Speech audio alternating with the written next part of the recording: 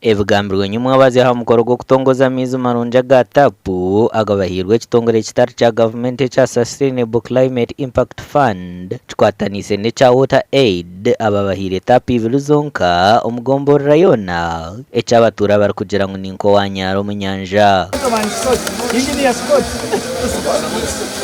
Sakikora ng'omuntu ssentebe wa district no naye twatuura n'abakuru bano tugamba where can we put this project, and we proposed the two sub-counties Lyantonde ne Kariro mwe muri Dempanga mufunyemu oguno murundi kitongore eki nakyo kishikeyo uko mu magomborera gitu ubundi kikapima kibasa kutungira amizi nitwe tufuna nkaga marungi tubasa kunywa hoja amizi no kuhona endwara ezo kwiha aha madamu agutukunywera hona nende.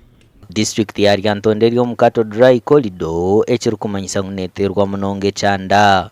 We've come here today to inaugurate this first of a series of projects that will improve water safety and at the same time do something very beneficial for the environment, and that is reduce carbon emissions by making safe water accessible to communities such that they don't have to boil the water and use fossil fuels and emit smoke and greenhouse gases into the atmosphere in the process. Ebitongore bigarukire byahereza amaizi marungi district ya Karungu aho bagabire tapu 15 kandi abebembezi basimire ahabwa ekikorwa ekyo ky'embabazi. This has been done through formation of training of water user committees on how to protect and manage the water sources in Karungu district. Also promoting the habit of co-funding from communities to enable them handle the minor repairs and the water sources, and also this will help them for continuity of this project and sustainability. Abatuura behanangisiriziibwa okukuuma ebyoma na munonga za sooro kureebeka ngu tubaziiba.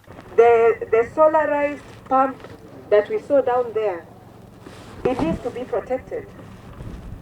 Yeah? Who are the ones to protect? It's the community. Because if somebody goes and tampers with it, after 6 months we won't have anything. Gasha kwa Maikwa twachire.